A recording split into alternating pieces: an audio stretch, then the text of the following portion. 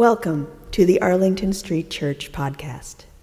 Founded in 1729, Arlington Street continues today as a gathering place for progressive people of faith in the greater Boston area and beyond.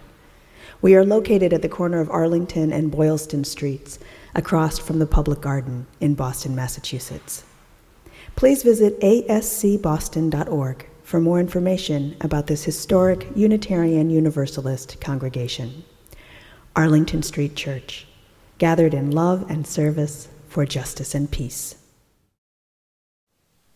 Like many Unitarian Universalist ministers, I majored in English in college. I love reading. I especially love a book with a really good plot twist, but I don't love it when plot twists happen in my life. Over the pandemic, my partner and I began listening to Agatha Christie's mystery novels featuring the Belgian detective Hercule Poirot. He is one of her major characters in her novels. And Agatha Christie is a master of the plot twist. If any of you all have read her books, you know that as well. And the uncertainty of early 2020, listening to a story like Murder on the Nile or Peril at End House, where after a few twists and turns in the narrative, the mystery is always solved, was so comforting to me. In each novel, the evidence is laid out piece by piece among many red herrings, and I always try to solve the mystery before Poirot and his little gray cells. Whether I get it right or wrong, it is deeply satisfying when Poirot gathers all the characters together to tell them who is guilty and how the nefarious crime was committed.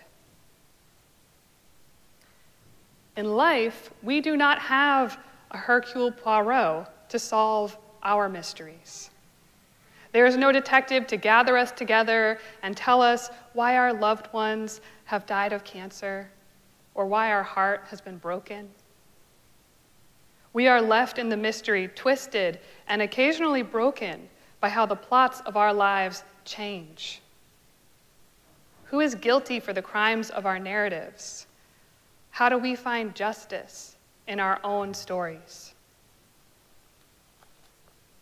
I'm still searching for the answer to many mysteries, many spiritual questions in my life. In the meantime, I'm left wondering about what lessons we can learn from the plot twists in our lives that are not unlike the plot twists in our favorite books. In fiction, the role of a plot twist is to surprise the reader and to draw them in. The moment a plot twist occurs, that's the moment when you decide you're just going to leave your dirty dishes in the sink, so you can't put your book down. A good plot twist shocks the reader, revealing a truth that had been hidden or avoided. It could be a truth about ourselves, a flaw we were previously unaware of, perhaps, or maybe we discover an untapped talent within ourselves. Other plot twists remind us of how little control we have over our lives, be it a random car accident, a bout of the stomach flu, or an earthquake. Every day we are inundated with reminders that we cannot predict our own futures. While this is exhausting and can inspire catastrophic thinking, the unpredictability of life, the mystery of our individual and collective futures is full of possibility. The hospital is a setting for many of life's most tragic and transformative plot twists. As a hospital chaplain, I'm called to be a witness and a companion to people who are dancing on that thin line between catastrophe and possibility. Someone has a new cancer diagnosis, but there's also a new clinical trial that could cure it all. Someone else finds out that they have hours before they could receive a new liver transplant that would allow them to live to see their child graduate from college. But how much time will they have after that? The hospital is home to hundreds of people trying to make sense of the mystery of our unpredictable health and mortality. In her poem, The Summer Day, Mary Oliver writes, Doesn't everything die at last and too soon? I remember meeting a woman whose 90-year-old father was in the process of dying. She said to me, "I feel silly saying this, but I never thought my father would die." No matter the age, malady, or circumstance, when a loved one dies, it changes our world. I know from experience. The plot twist that changed my life and put me on the path to ministry was the death of one of my closest friends when I was 19 years old. I remember standing in her hospital room as she was dying, unsure of what to say. Honestly, I didn't really want to say anything because I thought it would make me cry, and I did not want to cry in front of her mother, because who was I to be so sad when she was losing her daughter? In the midst of my stoic silence, a woman entered the room and introduced herself as a chaplain. It was really awkward, and I'm saying that as a chaplain now. It was very awkward. Out of all of us in the room, I was probably the most religious, but it was the quiet religiosity of a Unitarian Universalist who had never said a prayer out loud in my entire life. What was she doing here? Was she just trying to make us cry? Rather than asking about religion or offering a prayer, the chaplain gently asked about our friend. What is she like? What is the story that you remember?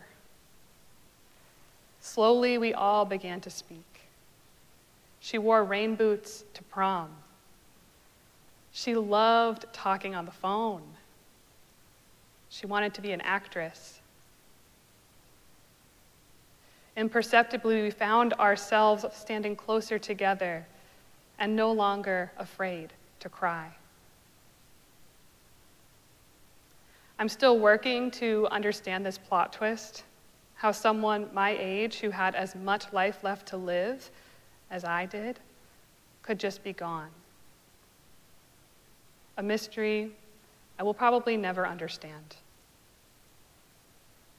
In the unraveling of my grief, I found myself wanting to be like that chaplain, to help people find connection when they were forcefully and cosmically disconnected from the people they love. And my plot twist led me here, to purposeful work within a community of people who also want to explore the mysteries of love, loss, and legacy. It can be shocking to lose someone we love. It can be equally shocking how quickly someone can enter our lives, stealing our heart and changing us forever. In their poem, First Love, Andrea Gibson writes about their first experience in an authentic queer relationship. This is what they write. I don't think I ever really kissed any boys. I think my tongue had just been punching their tongues. But as soon as you loved me, all my callous went away. My hands so soft, it hurt to pray. You'd pick me up at my Catholic college and I'd sleep for hours until we reached your house. The first time in my life I'd ever rested. The first time I didn't have to play a role I'd never really wanted to get. That's the medicine it is to be finally seen by someone. Allowing ourselves to love in an unpredictable world is a great risk. Yet we learn time and again, it is a risk worth taking. This is a story from the podcast This Is Love by Phoebe Judge. On August 28, 2000, Danny Stewart and Pete Mercurio had plans to meet for dinner after work. They'd been together for a few years, and they live in Chelsea in New York City. Danny is running late, and mindful that Pete gets hangry, he is rushing out of the local ACE subway station at 15th Street. Then, he sees a bundle on the ground. Well, this is interesting, thinks Danny. Why would a little girl leave her doll on the ground? But then the doll's leg moves. It isn't a doll. It's a baby. Scanning the subway station, Danny looks for a parent, anyone who may have lost their child, and he sees no one. This is the year 2000, so no cell phones. Danny runs to a payphone. He calls 911. I found a baby. While he waits, he strokes the baby's head. Everything's going to be okay, he says to the child, who now he can see is a newborn baby boy. The minutes feel like hours. Had the police not believed him? Why would they? It's so outrageous. Deciding he can't wait any longer, Danny runs back to the payphone and he calls his partner, Pete. I found a baby, Danny says. I need you to call 911. I don't think they believed me. No, where are you? Where are you? Pete says. I'm going to come down there. I will flag someone on the way. There's cop cars always somewhere. I'll find somebody. I'm coming down right now. Remembering that day, Pete says, it was just so surreal. I think Danny was in shock when he found the baby, and then I was in shock when I saw the baby for the first time. It was sort of like electricity in the air, like this disbelief. Whoa, Danny really did just find a baby. And here he is in the policeman's arms. The baby was taken to the hospital. The doctors determined that he is only about 3 hours old. The police hold press conferences with Danny, during which he repeats the story over and over again, with the hope that someone will come forward and claim the child. No one does. After 3 months, Danny is told the courts have decided to terminate the parental rights so that the baby would be eligible for adoption. They asked Danny if he would come to tell his story again. Danny arrives at the court, he tells his story, and as the hearing closes, the judge addresses Danny. She says, Mr. Stewart, I just want to let you know what's happening. In situations where we have a baby that's been abandoned, we want to place that baby in pre-adoptive foster care as quickly as possible. And the next thing out of her mouth is, would you be interested in adopting this baby? Shocked and overcome with emotion, Danny says, yes, but I don't think it's that easy. To which the judge replies, well, it can be. If you're interested, it can be. Danny goes home where he and Pete discuss what this would mean for their relationship.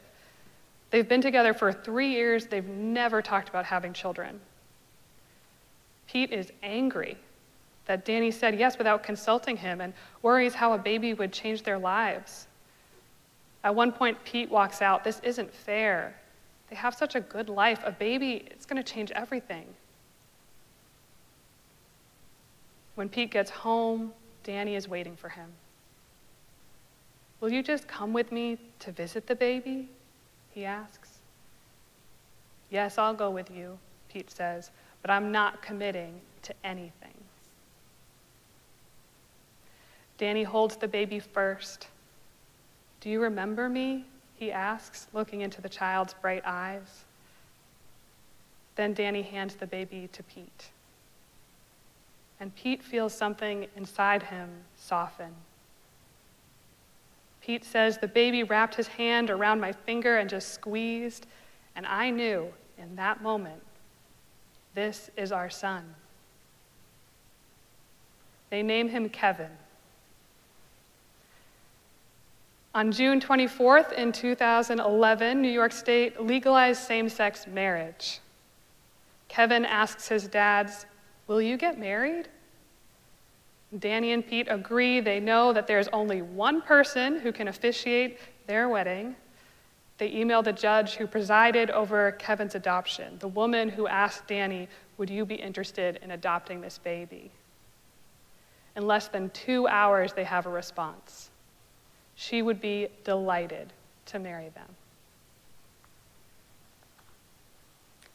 That evening in August, as Danny ran through the subway station trying to make his way to Pete in time for their dinner reservation, he had no idea that his life was about to change, that his heart was going to be expanded and stretched, and that a little baby boy would bring him and Pete closer than they had ever imagined.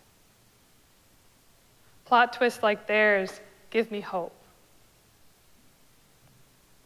Just like the plot twists in our favorite books, the plot twists in our lives are invitations to pay attention and to engage with our story. We can't control when they happen. That's kind of the whole point. But we can control how we respond. We have the opportunity to acknowledge the truth that the plot twist delivers to us, be it the suffering that comes with loss and change, the humility that comes with self-reflection, or the courage it takes to love.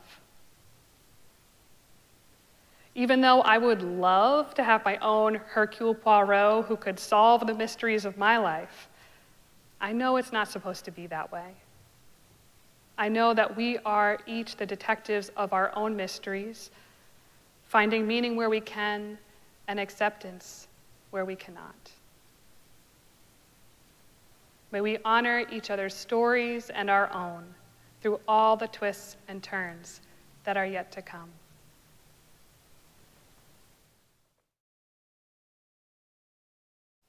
And now for our benediction, I invite you to put your hands over your heart and namaste. I bow to the divine in each of you. Our benediction today comes from the poet and novelist May Sarton. Help us to be the always hopeful gardeners of the Spirit, who know that without darkness, nothing comes to birth, as without light, nothing flowers. Let us keep the faith, beloveds, and pass it on. The service begins when this service ends. Bless your hearts. I love you. Amen.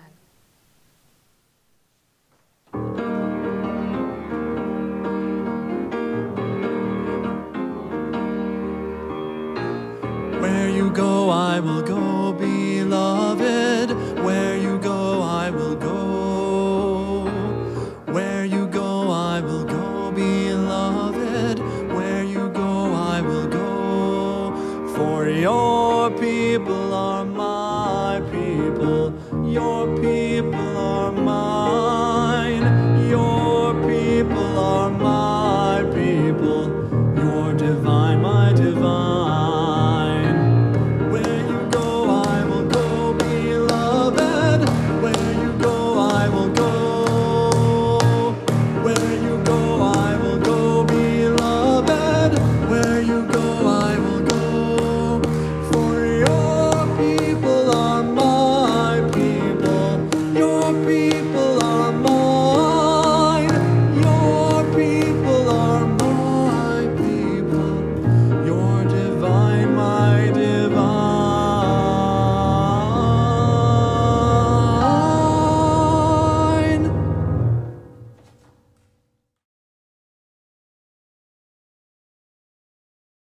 Please visit ascboston.org for more information about this historic Unitarian Universalist congregation.